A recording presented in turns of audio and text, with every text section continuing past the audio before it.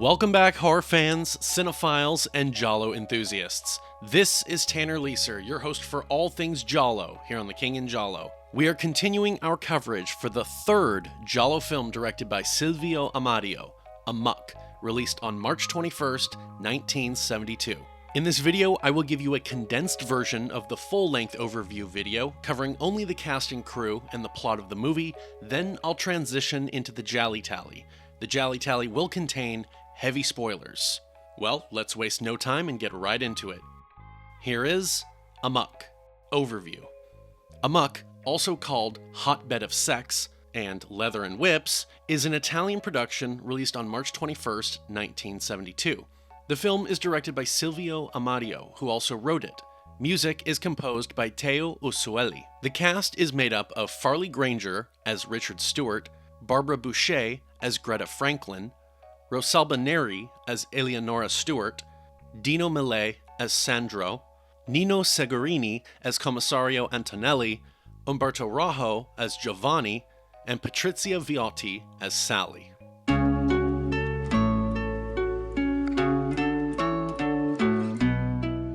The plot follows a young woman named Greta Franklin as she is hired by acclaimed novelist Richard Stuart to work as his new secretary at his remote Venetian estate. He's unaware that Greta has an agenda of her own. Greta has come not for the job, but to find out what happened to her friend and lover, Sally, Richard's previous secretary, who vanished without explanation. Immersed in a world of decadent parties, casual drug use, and sexually charged games orchestrated by Richard and his seductive companion Eleanora, Greta is pulled deeper into a dangerous web of perversion and manipulation. As secrets begin to unravel, she discovers that her predecessor's disappearance wasn't just suspicious, it was deadly. And now, Greta may be next.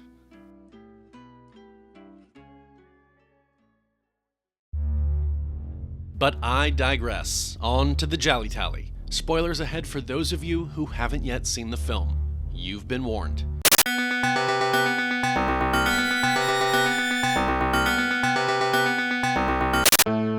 My prediction for the movie's GialliTally score. Amuck was never slated to receive a GialliTally because there is no US Blu-ray currently on the market. Get on that, Vinegar Syndrome, Celluloid Dreams, Severance, somebody. However, I was able to hunt down an MP4 file of the European Blu-ray, and since this film was so good, I felt I couldn't close out 1972 in giallo films until I gave it full and dedicated coverage here on the channel. It's been over a year though since I last saw the movie, but it is a sleazy one, so I will predict around 575 to 625 points.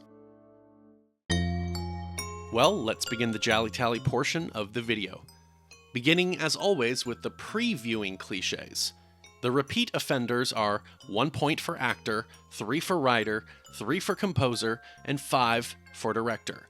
Note, just a reminder from the last GialliTally, Death Falls Lightly's 1972 release date is uncertain, but I will use January 1st as the day for my convenience. This is relevant because Patrizia Viotti is in both of these films. Barbara Bouchet was in Black Belly of the Tarantula and The Man with Icy Eyes, 2 points. Rosalba Neri was in Slaughter Hotel and Top Sensation, 2 points. Umberto Raho was in The Legacy of Cain, The Night Evelyn Came Out of the Grave, Oasis of Fear, The Cat O' Nine Tails, and The Bird with the Crystal Plumage, 5 points. Patrizia Viotti was in Death Falls Lightly, 1 point. Bruno Alias was in The Double, 1 point. Silvio Amadio wrote No Man's Island and Assassination in Rome, 6 points. And Silvio Amadio likewise directed No Man's Island and Assassination in Rome, 10 points. Cliché points for the title, Amuck. One word, 5 points. First look, 25 points for the Italian director, and 15 points for the movie releasing during the golden age of giallo cinema. And when you look at that, it is plot o'clock. No cold open, we actually have an opening credits sequence. We open on a boat traveling through the canals of Venice. Italian locales, Venice, 3 points. Urban locales, 2 points. This is Greta. Her voyage takes her out of the city and into the more rural area. She arrives at her destination, this private dock.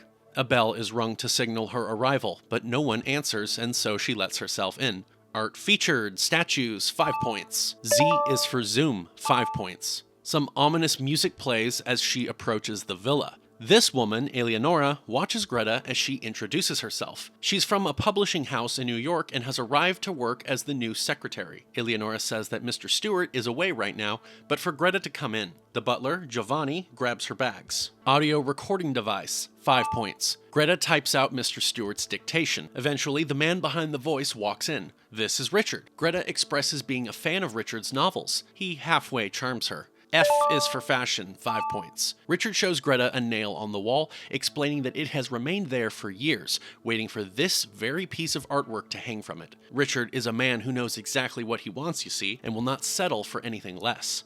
Richard makes a remark about true artists being immortal. G is for gloves, 5 points. The three eat dinner, and since Giovanni is done with his work for the day, he is dismissed. We hear a motorboat leaving as Eleanora explains how Giovanni lives on a nearby island, and Richard prefers to not have the servants around at night, which he says is because they have a habit of eavesdropping. Eleanora then informs Richard that Sandro and another guest had come over last night. They say goodnight to Greta, sort of sending her to bed. The music suggests something suspicious, perhaps sinister with the two of them. The next day, Greta overhears Richard speaking with a police commissioner, Antonelli, who asks him about the last secretary who seems to have vanished without a word to anybody. Q is for questions, 5 points. Richard says that they'd noticed a change come over the secretary in the final days before she left. He says she didn't leave any of her things behind, then asks Commissioner Antonelli if he truly believes the girl's disappearance was due to foul play. Antonelli asserts that young people don't just vanish without a trace,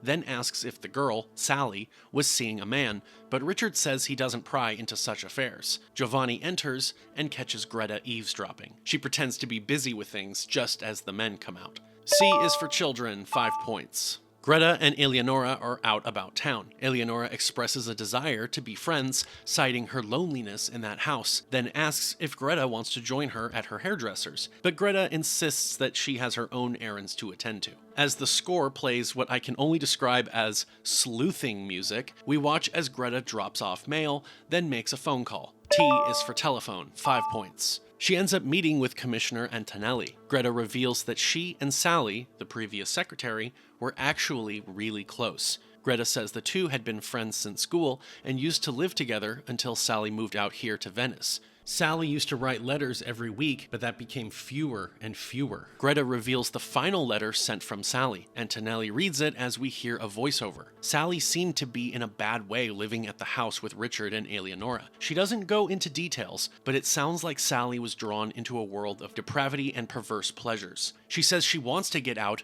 but then finds herself drawn back into it. She begs Greta to write to her at the local post office. Antonelli doesn't think this letter is proof of much. It doesn't say anything meaningful, and there's no blatant accusation. Sally does seem to be unraveling, though. Greta says that she will stay on at the house and learn what she can about what happened to her friend. Antonelli asks how Greta got the job, and she says that she and Sally both worked at the same publishing house in New York where all of Richard's novels were published. Greta excuses herself, observing Eleanora out now and walking with some young man. N is for nudity, 5 points. Greta gets ready for bed, but then, jump scare! A brutish man stands outside her room, peering in from the garden. She locks him out and screams. Richard comes at once. She reports that she saw some giant man outside, but Richard explains how that's only Raho, a local fisherman. Eleanora further explains that Raho has the brain of a child. Richard leaves as Eleanora tucks Greta into bed. Eleanora knows just what will put Greta to sleep. Some water laced with sedatives,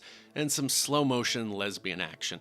Character takes sedatives, 5 points. Necking, 5 points. Queer characters, bi or lesbians, 5 points. And lesbian sex scene, 7 points. The next day, Greta discovers the puddle from some water she'd tipped over last night, confirming the whole event to be real. Richard appears to be going out of town again. Greta decides to indulge in a classic giallo pastime, smoking a cigarette in bed. She hears music and gets out of bed to investigate. It appears that Eleanora has some people over. It turns out that Richard is still here. He asks Eleanora how much longer he must wait, but she tells him to be patient. She will deliver. Greta flees downstairs, knocks over a tray, continues the rest of the way, and shuts herself in her room. But she is not alone. Eleanora is waiting for her.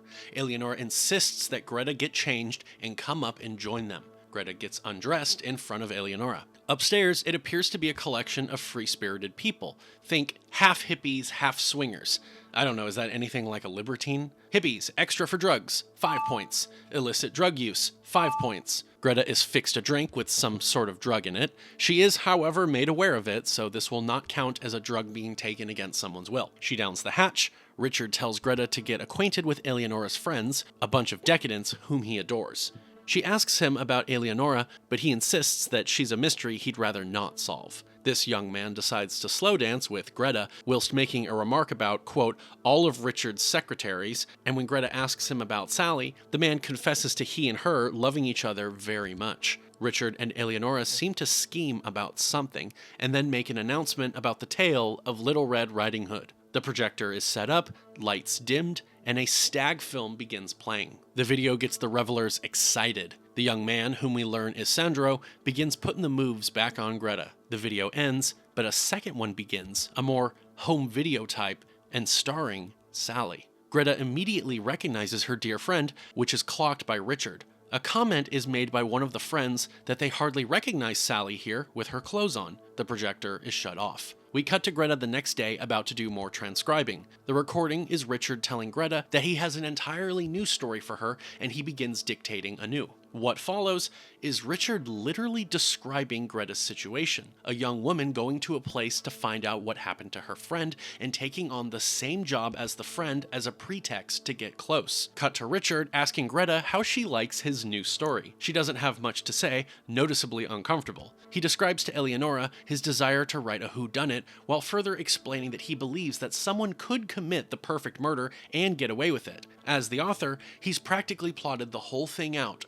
The murder, I mean. He says that a writer develops an affection for his heroines, and it pains them to have to make their women suffer or force them to die. Richard asks Greta about her employer, and she says that she has worked at the publishing house for 4 years, and he asserts that she must know Sally, their old secretary, but Greta lies and says that she does not. L is for lies, 5 points. Later, Greta observes Eleanora and Richard in hunting clothes heading out in the boat. She also notices Giovanni distracted tending to plants. Greta hurries inside Richard's office and begins snooping around. She finds a pistol, then some keys. She takes the keys downstairs. Spiral staircase, 5 points. She tries the padlock, and it works. Inside, she finds a storage room. She begins rummaging about. She keeps on searching but mostly finds nothing of interest. Inside this furnace, however, she finds some items which appear to have been hidden away. Looks like a lipstick tube and a photo of Sally. Odd clue, 5 points. This is enough to incite a flashback of Greta and Sally, and wouldn't you know it, appears the two were more than just friends. I have no comment, so let's just sit and watch this for a little bit.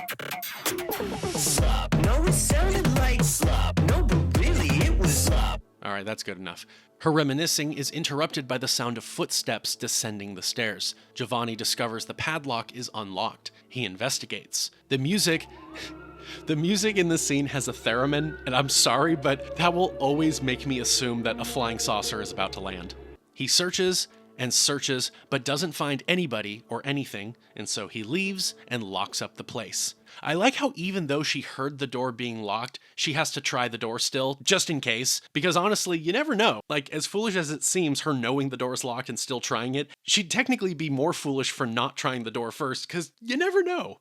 Greta returns to a grate she'd seen earlier, takes a screwdriver, climbs up, and tries to free herself from the basement dungeon. She struggles. We hear Eleanora and Richard return. The former carries in 2 dead ducks, while the latter compliments her marksmanship. Animals killed, 5 points. Greta finally gets out. Richard checks his things, notices the key is missing, and rushes to check with Eleanora. Greta sneaks in, but cannot put the keys back in the same spot because that would be suspicious, and so she puts them in the drawer below, then she wipes off the smut. She sneaks out just before Richard returns. He searches deeper into the drawer before finally checking the next one where he finds the keys, but he looks certain that he did not put these here. Maybe she should have just hidden them under all the junk in the original drawer, I don't know. Giovanni shows Richard the open gate. By the way, not sure if that's a ventilation grate or a coal chute, doesn't matter, but I am curious. Also, I think it is safe to say that Richard is on to Greta. We see Greta now trying to leave in the boat, but cannot find the correct key. Giovanni interrupts her, saying that Mr. Stuart has the boat key. Inside, she tries to make a call,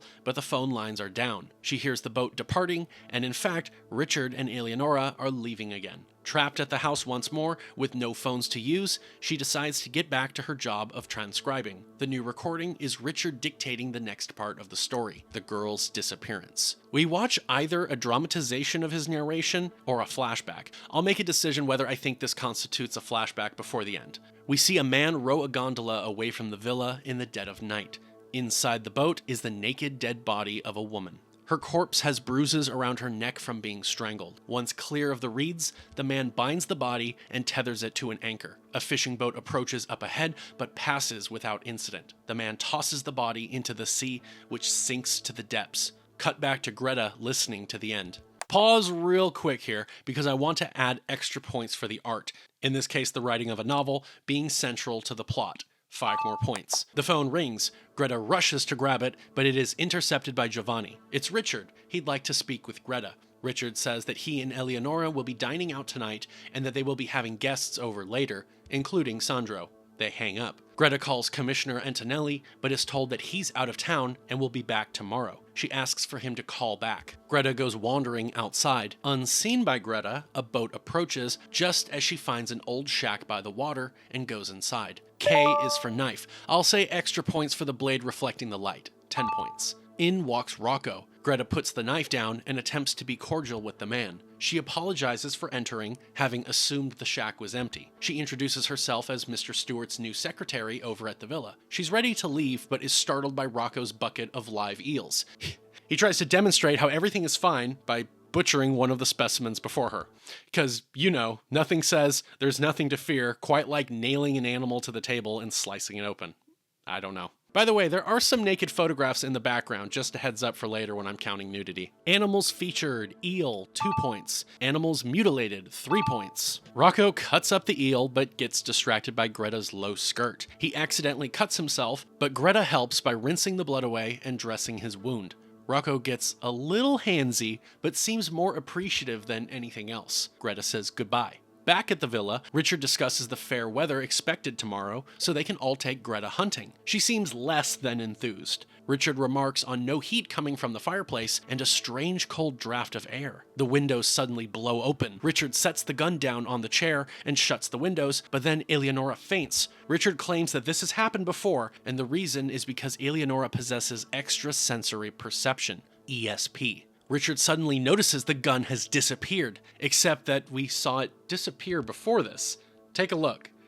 The gun has moved across the room. Spooky! Let's add supernatural elements, 2 points. The clock chimes 3 times, but as Sandro here points out, it's 11 o'clock at night. Eleanora starts babbling. Apparently, she's having a vision. Someone babbles, 2 points. Medium character, 5 points. While we're stopped, let's also do set in a manor or chateau, 5 points. Eleanora begins stuttering Sally's name and that Greta will die soon. The men take Eleanora to bed. Richard returns and speaks about parapsychology and other phenomena. Greta asks why he stares at her so, and he explains because she is very beautiful, admitting that he could fall in love with a girl like her. She goes off to bed.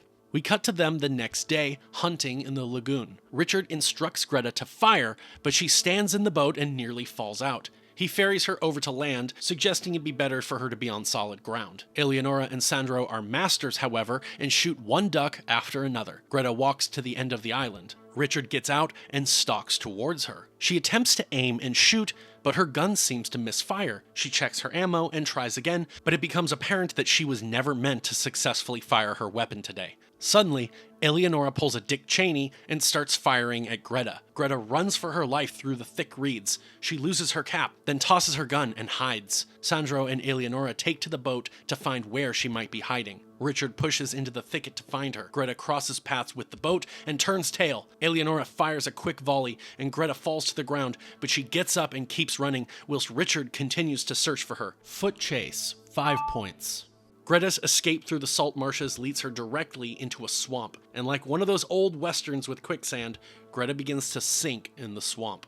We see legs approaching. It is Antonelli. He drops down and uses his coat to try to pull Greta out, but his coat rips apart. Suddenly, Richard shows up. He tosses his rifle over, and Antonelli uses it instead to drag Greta out. It works. Woman is rescued by a man, 10 points.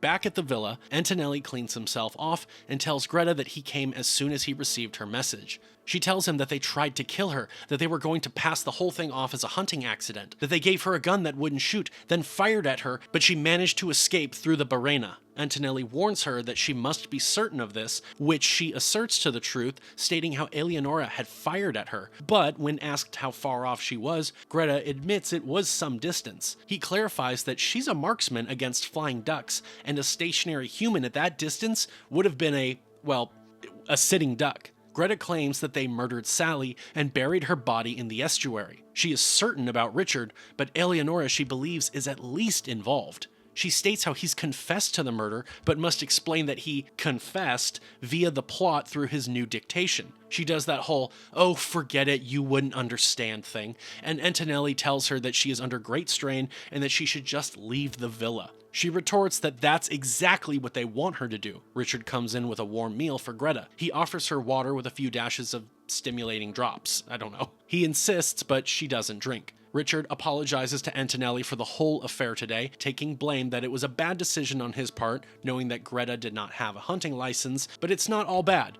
She didn't even fire a shot. Greta chimes in that that's because her gun wouldn't fire. Richard explains, however, that the gun is designed to have a safety engaged until certain conditions are met, and she clearly was unaware of how the gun fires. He shares that Eleanora was insistent that they call the doctor over to check on her. As Antonelli leaves, he notices Sandro and Eleanora passing by. Later, we see Richard and Eleanora in town, saying goodbye to Sandro, who is going out of town for some time. As they walk along the canal, she asks Richard why the detective was asking so many questions. She seems to be legitimately dumbfounded. Maybe she actually wasn't trying to kill Greta. Richard says it is in a sleuth's nature to do sleuthing. She asks if Antonelli suspects them in Sally's disappearance, and Richard answers, probably. She asks about their new secretary and if he had gotten this information from London, but he says he'd thought better of it since. Back at the villa, Greta attempts to show Antonelli the recording of Richard detailing the dumping of the body. She knows that Richard will simply claim that this is just a coincidence to anything in real life. The recording is erased. She goes to get a copy she'd made, but it too is gone. Antonelli laments that he cannot take her word without proof. Giovanni watches as Antonelli leaves the island. Giovanni collects Greta, informing her that Richard is on the line. On the phone, Richard asks if she's gotten started on transcribing his newest recordings yet, but she asks what new chapters. He suddenly remembers that after recording them last night, he had put all of the tapes into the glass case. She looks and finds all of the tapes, including the ones she was hoping to show Antonelli earlier. They get off the phone as we see Eleanora outside with these chaps. Greta hooks up the new tape and begins transcribing. E is for eyeballs, 5 points. We see another dramatization, which may or may not be a flashback. In it, we watch as Eleanora and Sandro are hooking up, while Richard watches from the cuck chair with Sally at his feet. V is for voyeur, 5 points. The recording implies that Greta's character in his story knew her friend fell willingly into their perverse lifestyle, and that she herself was becoming more and more curious.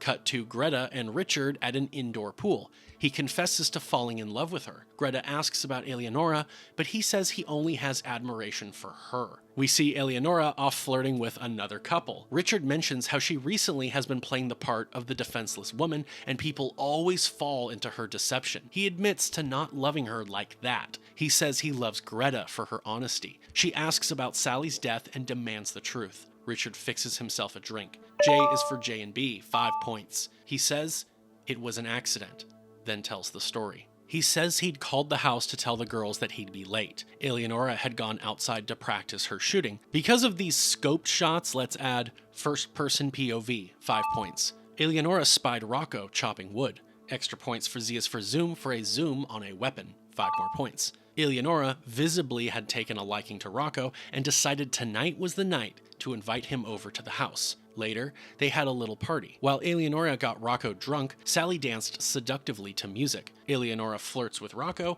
and goes to refill his glass, while Sally closes in and adds stripping to her dance routine. Gratuitous 1970s dancing, extra if naked. 5 points. They turn up the heat. More alcohol. More skin. Here's a souvenir for you, big boy. Raho is ready for action. Eleanora intercepts him, and he takes her to the couch to give her some smooches. The music and the scene hit their crescendo with quick edits. Sally falls to the ground. I guess Eleanora passed out while they were kissing, because Raho gets up and goes to Sally now. He puts his hands around her throat, lifts her, and kisses her. She likes it at first, but Raho begins to be aggressive and Sally starts pushing back, but this only excites him more. Sally calls out for help. Y is for yelling, extra points for a woman yelling, 10 points.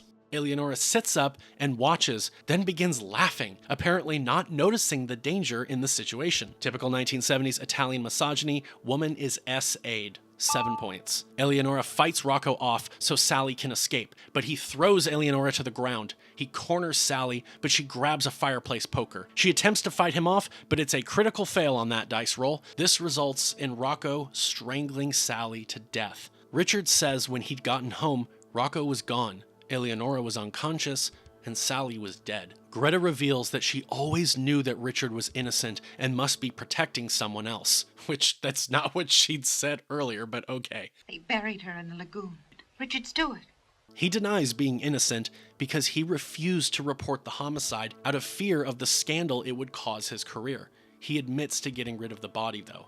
That night, Richard struggles to write, while Greta struggles to sleep. He has a drink while she has a smoke. He throws his newest page away, then retrieves his pistol. Moments later, he steps out, alerting Greta from bed, and tries to enter. Close up on a door handle, 5 points. He asks to speak with her, and she lets him in. They immediately begin kissing passionately. As a storm rages outside, Eleanora checks Richard's office and takes his gun. Meanwhile, the two are now in bed. Aardvarking, 10 points. Eleanora walks down the hall, peers into Greta's room, and presumably catches the two mid-coitus. Cut to police discovering a body washed ashore. It is a young woman in her early to mid-20s. She appears to have been in the water for months. Giovanni shows Eleanora the news of the body found in the lagoon. The two have a silent understanding. Cut to Richard and Greta at the train station. She is seeing him off, but Antonelli is there as well. The two mention Antonelli's presence. Apparently, Greta called him because her plan is to convince him that Richard is innocent. Maybe it's just me, but this seems like a ploy by Richard. I'll make a bimbo fall in love with me, and she'll attest to my innocence. It's ironclad. Greta tells Antonelli that she was just paranoid earlier, and that there's no truth or proof to her accusations from before. He warns her that she is playing a very dangerous game. He informs her of the corpse in the water, and suddenly, she becomes concerned again, but he says until the forensics are complete, they cannot know for certain if it is Sally. That evening, we see Giovanni stealthily dock back at the island. Greta is on the phone asking about the train's arrival at London. I gotta say, I did not know you could take a train from Venice to London. Go figure. Giovanni stalks through the halls wielding a knife. He enters a doorway, but is attacked by an unseen figure. His scream startles Greta, who goes to investigate, but she is distracted by the ringing phone. Eleanora is on the other line, requesting Greta in the living room at once to meet her friend. I love how they seem to have more than one landline in the house. Through some wonderful shots, we watch as Greta crosses the villa and into the living room, which is definitely not a trap. In the room is Raho, who is very drunk and horny. Eleanora puts on some music and offers a drink for Greta. Eleanora excites Raho, enticing him with Greta's attractiveness. She strips Greta's top open and Raho moves in. Eleanora tells Raho to take her. He fondles Greta, but she starts to run away, but she stops at the sight of Giovanni, dead in the next room. Greta backsteps into the living room. Eleanora then locks the door. Then we see Richard lock the other door. He reveals that in his confession, he had omitted that he was present that night as well. His attitude changed after the body was discovered. He says if Greta acts as a witness, then he will be ruined for the cover-up. He says the game is over now. He goes on to say that Giovanni was killed because he was trying to blackmail them. Greta will die now, and he will get away with it because he has the perfect alibi of being in London. Why, even Antonelli saw him board the train this morning. A is for alibi, 5 points. Extra points for L is for lies, for the killer lying about their alibi, 5 more points. Yeah, he is technically not the killer, but he is part of this conspiracy. They explain how Raho will be the fall guy. He is a brutish fool who, while drunk, had attacked Greta and killed the butler who tried to intervene.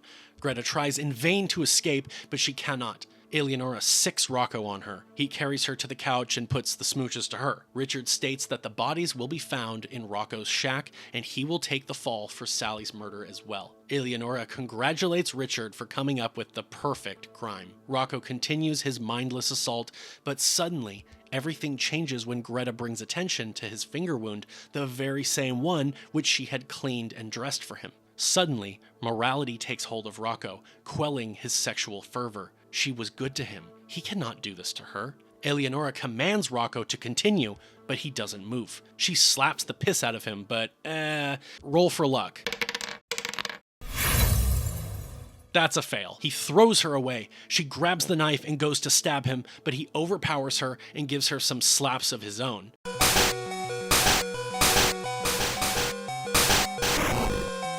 Typical 1970s Italian misogyny. Woman is slapped. 5 points. Raho rolls a critical success, and the final slap sends Eleanora face first into the mantel.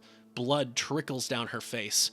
Richard grabs the knife and charges, but Greta warns Raho in time, which gives him a plus 20% to his evade roll, and it is a critical success, and he turns the knife into Richard, stabbing him, and he dies. Cut to Antonelli seeing Greta off at the train station. He tells her that Raho is getting psychiatric treatment. Greta's train leaves, and while it pulls out of the station, Antonelli says that the body in the lagoon was not Sally's, in fact, and if Richard had known that, well, you get the picture.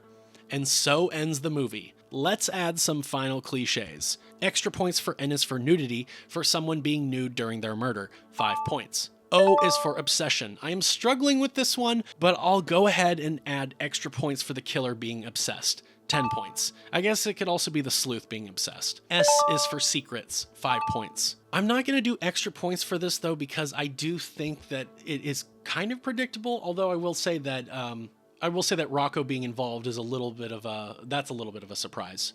W is for witness, for Richard technically being a witness to Sally's murder, 5 points, and extra points for V is for voyeur, likewise for Richard watching them and it escalating into a murder, 5 more points. Because remember, he said he was there that night. Oh, and technically, X is for xenophobia, extra points for the main character being a foreigner. Greta is technically an American from New York City.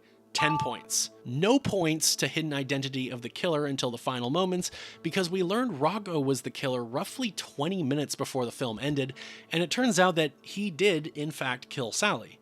However, because I include people in a conspiracy at times as the killers, depending on the context, I will include the killer is killed by someone, 10 points, referring to both Richard and Eleanora being killed, and the accomplice is killed, 5 points, again referring to either Richard or Eleanora. And extra points for T is for telephone for the killer making a call, 5 more points. Since Richard's dictation appears to be genuine, let's add evidence seen being hidden may include a body, 5 points. And despite Antonelli being very, very thorough, and despite him saving Greta once, I am still going to count useless police because he nearly got her killed later on, 2 points. And that's Amuck.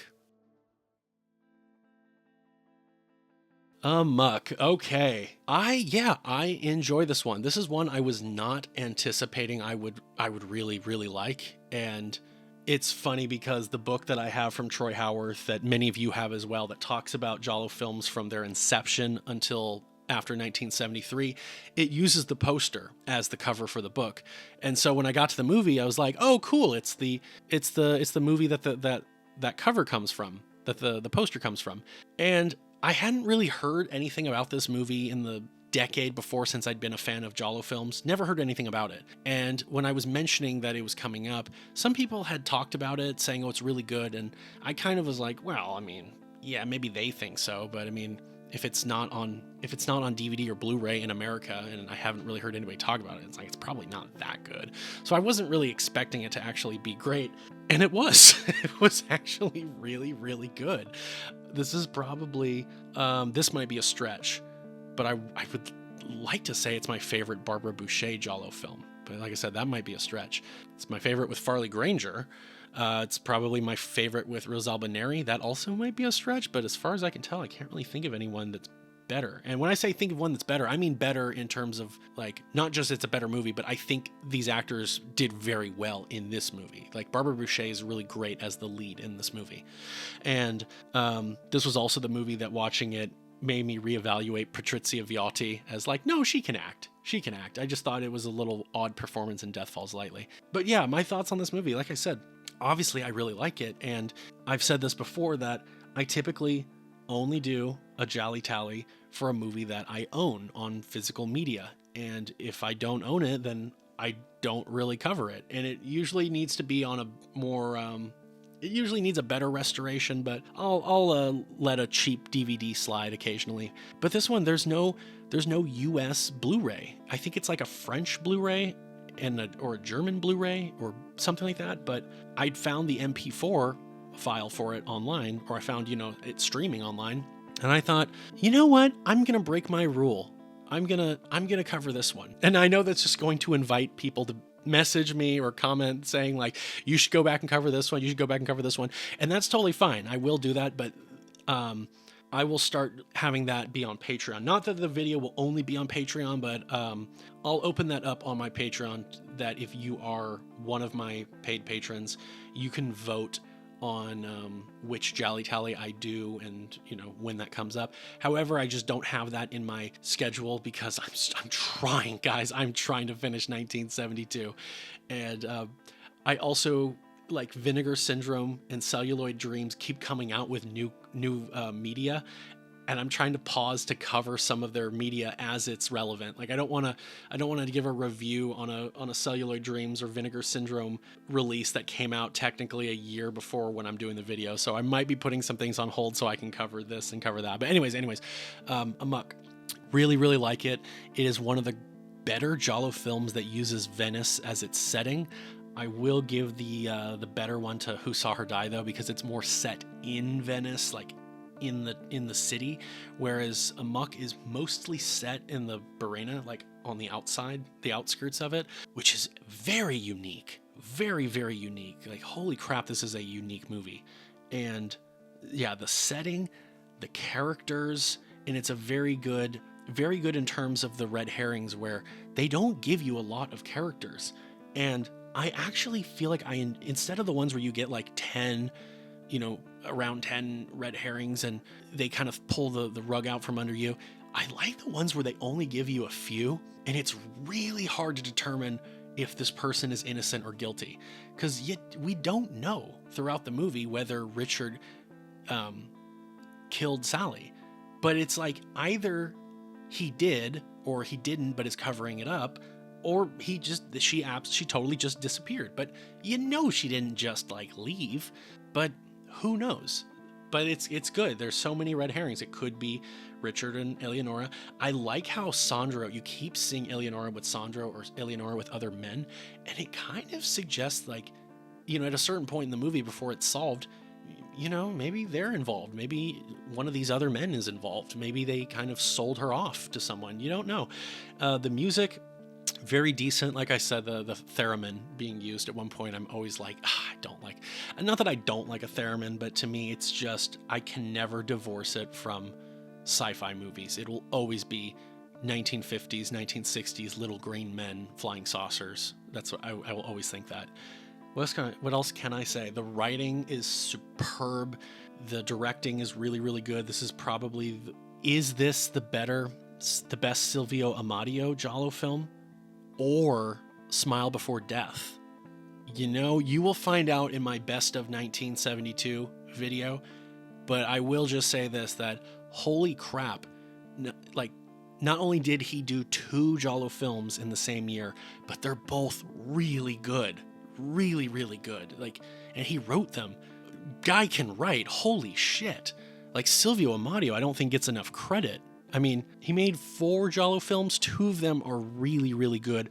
One of them is one of the first proto-giallo films. I'm talking about Assassination in Rome. Not a great movie, but it's like, 1964, 1965? It's one of the first, if you're counting after The Girl Who Knew Too Much. And then No Man's Island is like, not that good.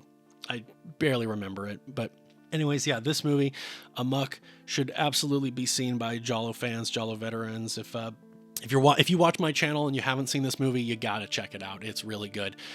This is one that I actually see that most people would like. I can't really imagine that someone might not like this movie. But yeah, that's all I got to say. Let's segue to the GialliTally cliches for this movie. Post-giallo viewing cliches. The reason for the killing. The best option I have here is mental illness, psychopathy, and obsession. 7 points. The reason for the investigation.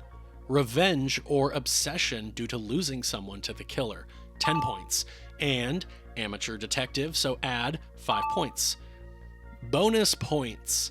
The style bonus. The movie makes fair use of style. It's not too over the top at all or distracting.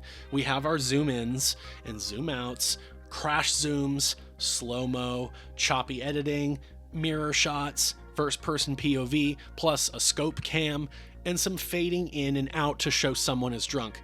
Again, it's not too much, and it absolutely suits the storytelling. Out of a maximum of 25 points possible, I will give Amuck 17 points for its style bonus. Soundtrack.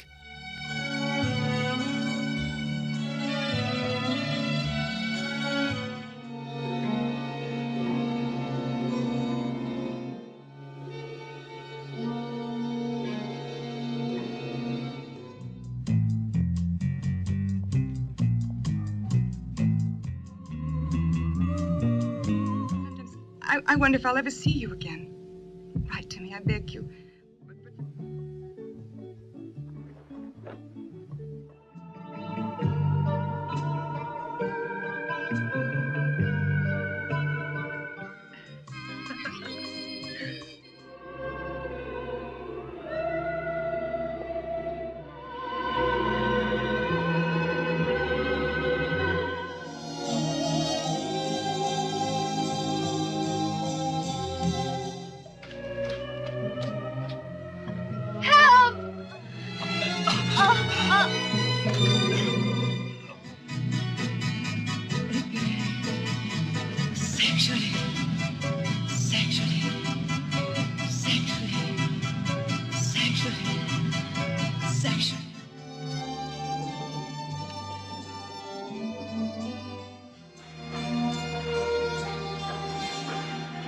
Certainly, 15 points. Bad effects. No bad effects. Final look. Extra points. The Deadpool, tallying how many kills and deaths are featured in the film. I break it down as thus: 10 points per kill or death scene for the main Deadpool, plus any stylistic kill multipliers, which we didn't add yet, plus the knife kill bonus. We have Sally Reece, strangled, 12 points. Giovanni, throat slit with a knife, 22 points. Eleanora Stuart, bludgeoned, 15 points. Richard Stuart, impaled with a knife, 21 points. And the nameless woman found in the water. We don't know how she died, so 10 points. Red herrings for the total number of legitimate suspects in the film. 5 points per legit suspect are awarded. We have Richard Stuart, Eleanora Stuart, Giovanni, Sandro, and Raho. 25 points for red herrings. Flashback sequences, 5 points each. So let's review the sequences which were Richard dictating. They are effectively authentic. The only thing is that during Sally's murder, Richard was technically there. I am going to count them all as flashbacks. And for the last one, that's one flashback showing Sally's murder, although it changes time and location, I will count it as just one flashback. We have 1, 2, 3, and 4. 20 points for flashbacks. Nudity, I award 5 points for ass, 7 for breasts, and 10 for genitalia. We have everything. Breasts and ass. Breasts and ass. Breasts. Breasts. Breasts. Breasts and ass. Breasts. Breasts and ass. Breasts and ass. Everything. Ass. Breasts. Breasts. Breasts. Ass and breasts. Ass. Breasts. Everything. Breasts. Breasts and ass. And breasts. 230 points for nudity. Ladies and gentlemen, for Amuck, I awarded the film an AZ score of 18 out of 26. With the bonus points for these, we have a modified score total of 135 points. And for the full GialliTally score, I award Amuck a GialliTally score of 776 points. Compared to Tropic of Cancer in first with 1,124 points, Short Night of Glass Dolls in second with 969 points, and What Have You Done to Solange in third with 933 points, Amuck is in 12th place overall and 10th place for 1972 with 776 points. I predicted around 575 to 625 points, which I knew it was going to be a lot, but maybe I should have rewatched it prior to going in because I forgot just how sleazy the movie was with all of the nudity. But like I say, these points do not mean a movie is better or worse. Please like this video, share it with your friends if they are horror fans or cinephiles, subscribe to The King in Giallo if you haven't yet, and if you have any questions, thoughts, curiosities, or concerns, leave those below in the comments section and I will get back to you. Give The King in Giallo a follow on Instagram and a like on Facebook. Subscribe to The King in Giallo Patreon to see early access to the YouTube videos, exclusive video series that can only be found there, and to generally just support what I do. Next time on The King in Giallo will finally be the Best of 1972 Giallo Films Showcase. Thank you very much for your continued support, and a special thank you to those who support me on Patreon. This is Tanner Leeser for The King in Giallo, and if nothing else, I'll see you next time.